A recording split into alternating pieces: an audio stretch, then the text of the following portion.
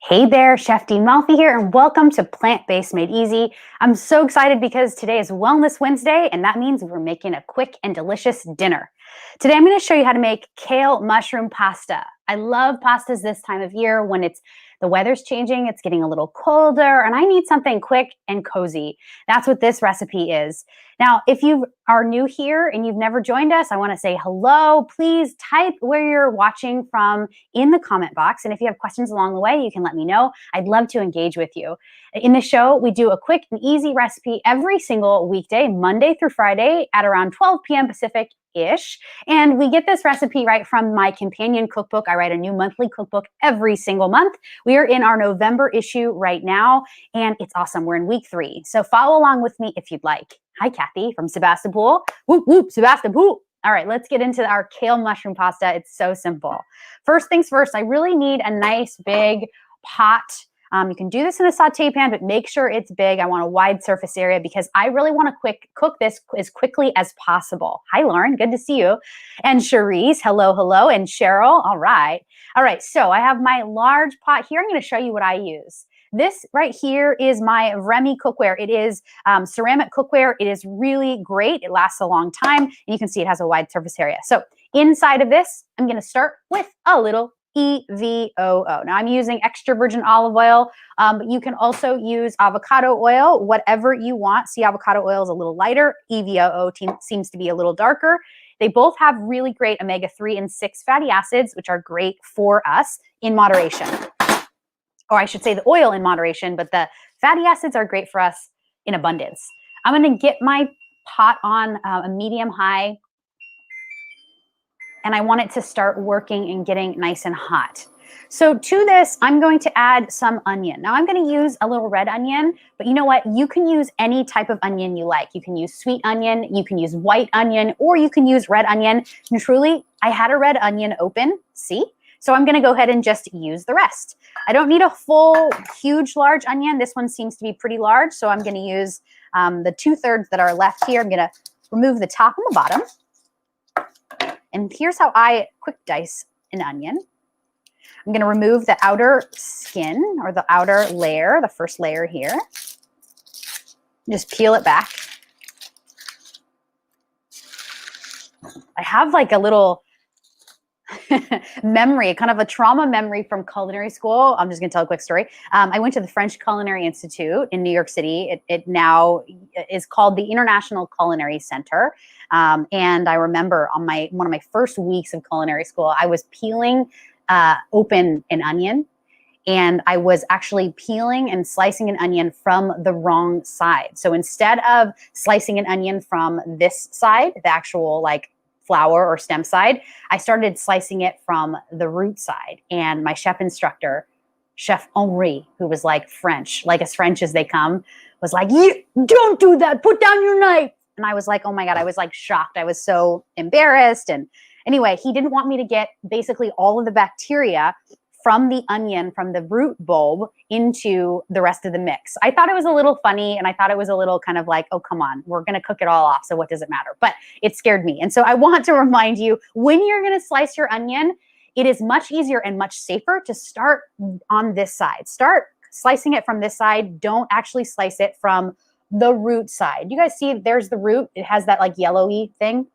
That's what we want. We want to start from the other side, or the sprout side, the part where the flower grows. So I'm going to slice this up and dice it. First, I'm going to slice into planks, making 1/4 inch planks all the way up. You can see I'm not going through the root. I'm not going through all the way. The knife is just staying right at that root bulb. But I am going to go all the way up. So I'm making these really kind of cool planks. You see that? Now I'm going to turn my onion facing me, and you can see it in the overhead cam on my cutting board. I'm going to do the exact same motion, but going the perpendicular direction, so cross direction. Now turn it back to the first position. You still with me? Yeah? Pretty simple so far, right? Now I'm going to dice it into as small of pieces as I can possibly make it by holding onto the onion. Now it's in planks, so it's going to want to kind of fall apart a bit, but you're in charge. And you just want to dice it up. Now, if you get to the end and you're like, okay, I don't feel safe enough to dice it, Just place it down and go for it. And then the root ball edge, I'll just throw that right into my compost. The worms are going to love it. Throw it right in. All right. So I've got my red onion. Now I'm using red onion, but again, you can use anything you want, even scallion or shallot. I didn't mention those, but yes, those are in the onion family. Spring onions would be fine, all right, although it's not the right season for that. But red onion I like because it's going to add a nice sweetness. Now, this recipe in particular has a lot of umami. It has a lot of that soy sauce, ginger, kind of umami flavor. And so red onion goes really well, and I like it. And yellow onion is neutral, so it will go with anything. All right, so my onions are in. See, no tears. Sometimes I do that, and there's a lot of tears. But no tears today. I'm going to grab my heat-resistant spatula, and I'm going to use this because it is heat-resistant, so I know it's not going to crack or melt or anything. It's going to just be right with me in the pot, and it's going to stay. It's going to work for a lifetime without ever chipping or cracking. Really great. And if you guys want a great list of cooking equipment, or my induction stovetop, or my cookware, or really anything you see here, product-wise, equipment-wise, or even clothing that I'm wearing, or things that I love, like home goods, check out my Amazon shop. It's really fun. It's a great time to shop on Amazon for the holidays. You can check it out really simply just by going to amazon.com/shop/Chef Daniela Malfitano, and there's a lot there. All right, so I have these sauteing. They're nice. They're getting nice and kind of translucent and soft. Remember, I always talk about layering flavor, so I'm going to add a little sea salt. And this is just going to release some of that natural water. Now, while this is cooking, I'm going to talk about my mushrooms. This is kale mushroom pasta after all, so we need both. I'm going to use baby portobello mushrooms. That's what these are, also known as, does anyone know what they're known as? I'm not going to even tell you. Type it in the comment box. What are baby portobello or portobello mushrooms also called? They have a second name. Who's it going to be? Hi, Renee. Hi, Diane. I've mentioned it before. One of my favorite types of mushrooms. Now, when they farm or harvest portobello mushrooms, there's usually two crops. One that's going to go all the way full to mature state, which is a portobello. And then they're going to harvest the really kind of baby or young mushrooms of the portobello crops. And those, my friends, happen to be called cremini mushrooms. Now, they're the same exact things. Cremini mushrooms are really yummy. They're super nutrient packed. They have a ton of iron, ton of minerals.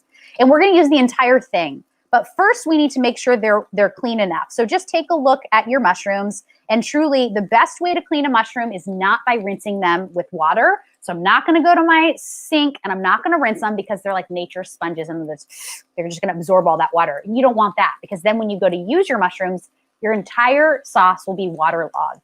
So how you're going to clean it is you're going to take a really dry, thin kitchen towel and you're literally just going to dust them off. If I see anything, maybe some dirt, whatever, maybe some, I don't even know what you would find beyond dirt. Nothing. They're super clean. Generally very, very clean. Dust them off. Perfect. Now I'm going to go for it. I'm just going to go ahead and give them a dice. I'm going to leave some. I want them to be pretty thick pieces, but I want them to be nice diced pieces. And then I'm going to do some that are sliced. So the choice is yours. Yeah, you could totally use portobellos if that's all you had. Because remember, they're the same exact thing. You would just dice up your portobellos. Obviously, you don't want huge pieces of mushrooms in your dish. So I have some diced, I have some sliced, and these are going to go right in. Cool. All right, the next thing that we need is we need aromatics beyond just the onion. In this recipe, we're going to use a little ginger and a little garlic. So let's talk garlic first. I have a few cloves of garlic right here. California garlic is the best. It's the freshest. It's harvested out of Gilroy, California, which is kind of on the peninsula near Monterey. Really great place. If you've never been to Gilroy, California, check it out. They have some of you know that they have an annual garlic fest every single year. They used to. Maybe that is a thing of the past. But that's where this garlic comes from, and it's really great. I'm just going to give it a good whack. I didn't whack it enough. And the skins will pop right off. And then I'm going to pop it into a garlic press. Cool. And then I'm going to use ginger. I want about 4 centimeters of ginger for this recipe. And you can use fresh ginger, which I have right here. But ginger can tend to be very difficult to peel. So I'm going to show you a quick trick for peeling your ginger after I get these garlic cloves open. Cool. Now all the garlic is ready for my pot. Now for this, I want to slice my garlic. I don't want to actually crush it or anything. I just want to keep nice sliced pieces. So look, take a look at my pan or my pot right here. Look, the spatula is just sitting in it. If this were not a heat-resistant spatula, let's say this was a wooden utensil or a rubber spatula that had like a stainless steel handle, this would get super hot and maybe the tips would start to crack or melt. But with heat-resistant, we don't have to worry about any of that. So I have just kind of rough diced or sliced my garlic. That's going to go right in. And for ginger, let me show you exactly. I'm going to grab a spoon. Here's the best way to peel ginger. You take your ginger piece, which is right here, and then a spoon. This is truly the easiest way to do it. And I'm literally just going to run my spoon over it, just like I would a peeler, and just expose that gorgeous golden ginger color underneath. This is the best way to peel ginger. Truly, there really isn't a better way. This is how I learned to peel ginger in a high-end 4-star Indian Latin fusion restaurant that I worked in Chicago for Million Restaurant. And I learned all the ways of aromatics, but specifically how to manage and peel ginger and use it, all of that. So I'm going to use just this little bit here. Yeah, you could use ginger powder if that's all you had. You could also use frozen ginger, which I'm going to show you here in a second. I love frozen ginger. It's really convenient. Usually comes in the freezer section where there's like frozen vegetables and fruits. This is going to go right in.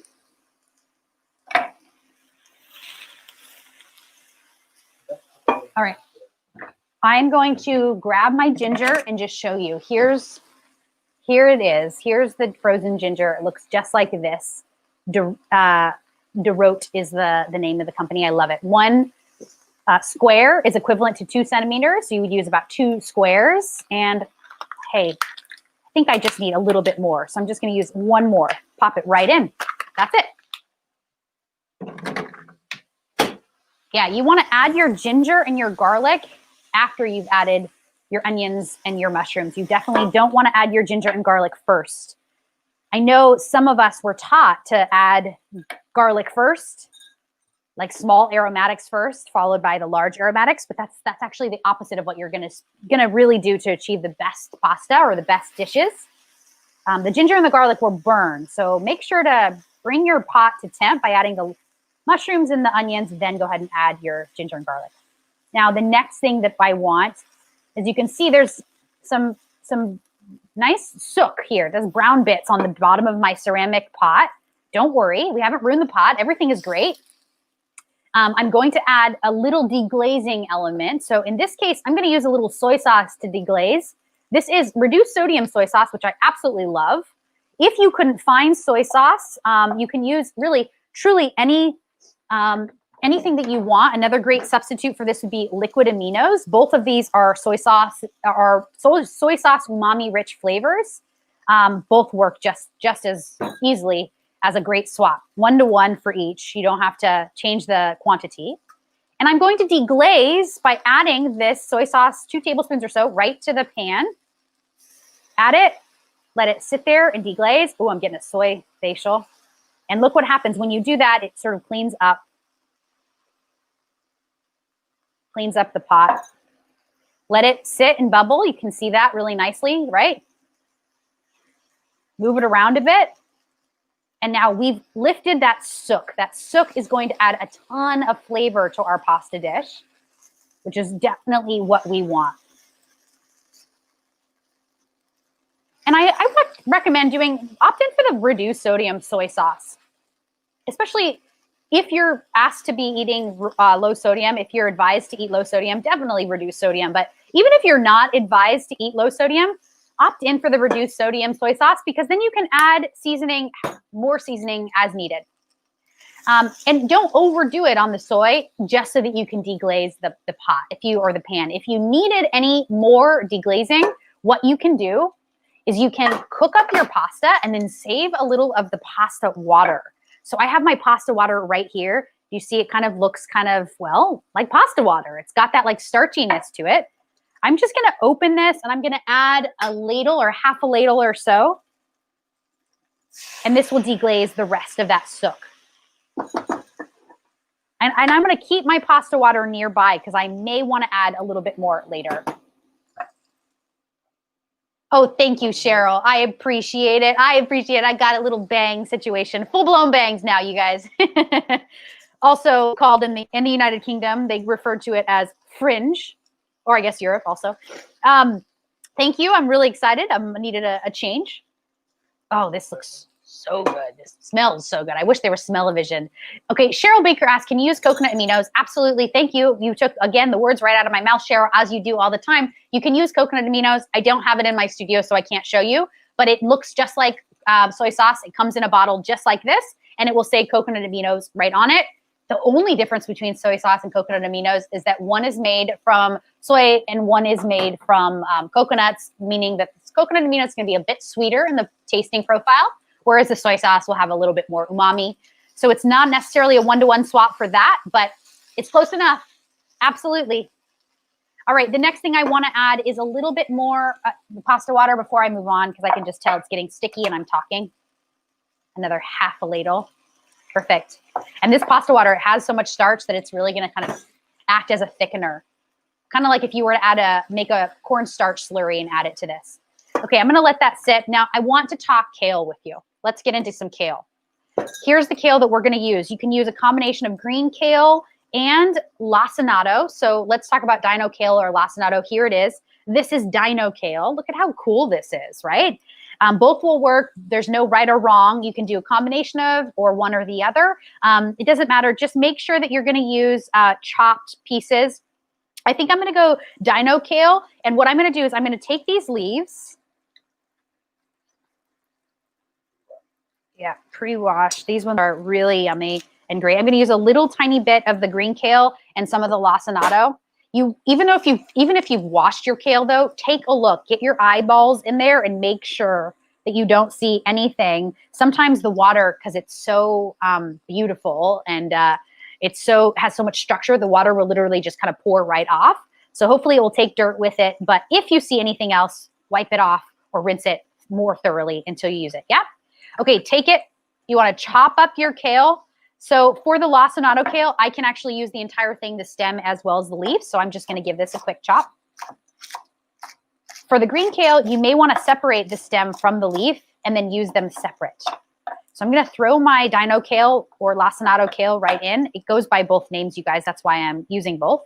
And then here with the green kale, you can see there's a nice big stem right here. I'm going to show you how I would remove it. You want to hold the stem and then the other hand, you can pull the stem right off. So now I have the leaves and I have the stem. I can dice the stem piece. And yes, this is edible. I recommend you use it, all parts of the kale. And then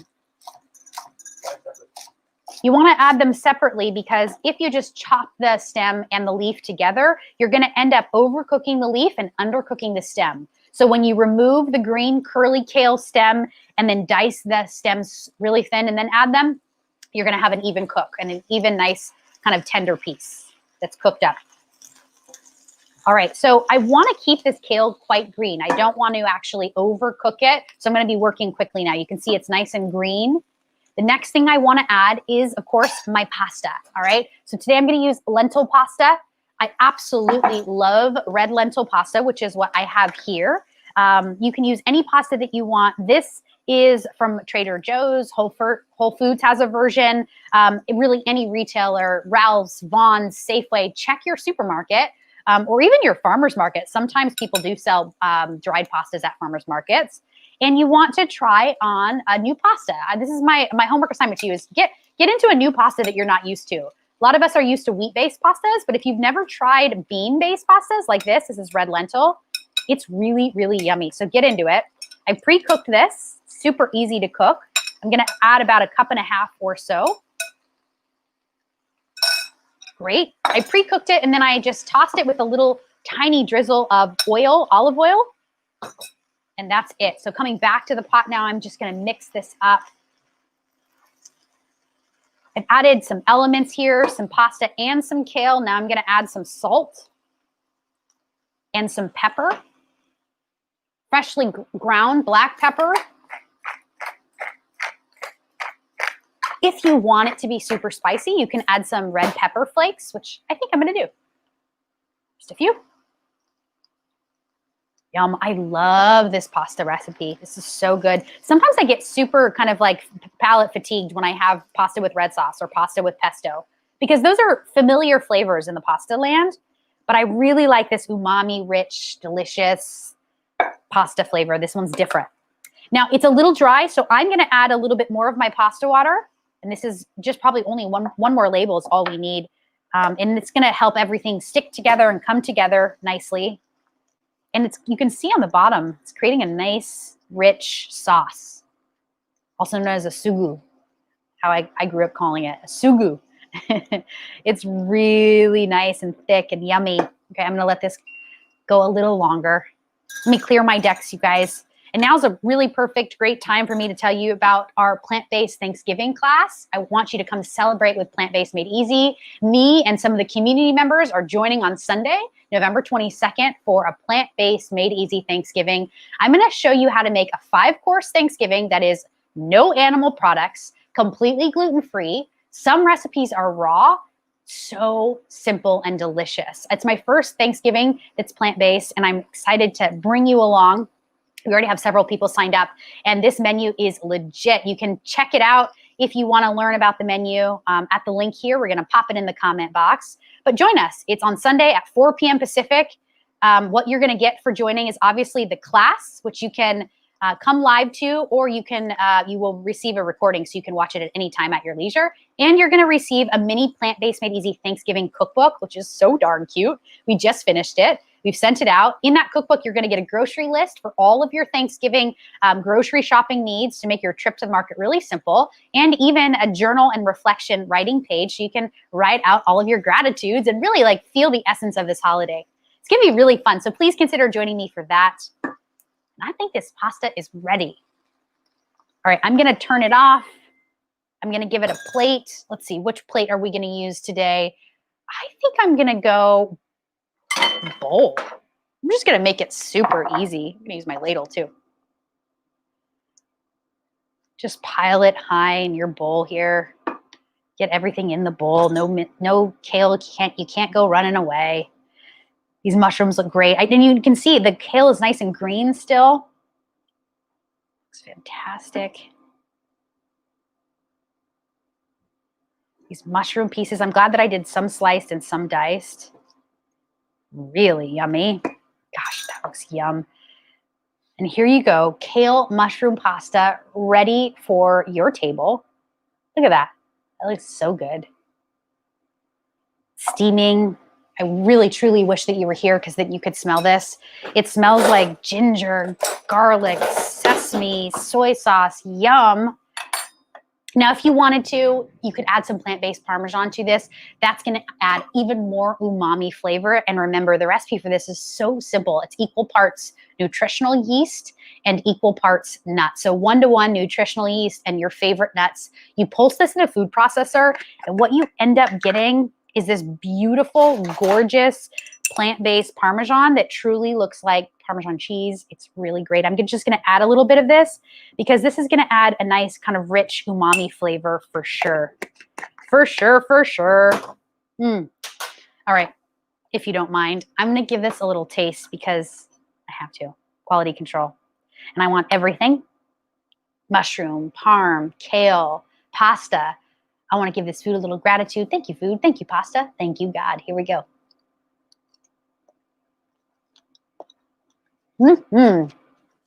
That is it. Oh man, It's so yummy. The mushrooms are super chewy. The kale is nice and crunchy and vibrant still. It hasn't been overcooked. And the red lentil pasta hits the spot. It's really, really good stuff. You guys make this recipe. And if you make it and you change it, you make it your own, take a photo and pop it in our Plant-Based Made Easy Facebook group. And I want to invite you to join us for that if you aren't yet a member of our Plant-Based Made Easy Facebook group. I really want you to become a member of our community. It's a wonderful group of people, and it's super active. People are constantly cooking the dishes from the cookbooks from every single month and posting recipes and posting their adaptation to the recipe or their photo of the recipe, and it's awesome to see. So consider joining us for that. I hope that you guys love this Wellness Wednesday dinner. Enjoy it, and please come back for tomorrow is our snack day. I'm going to be making a pumpkin pie popcorn with you, so you won't want to miss it. Have a wonderful rest of your day. I'll see you next time. Peace.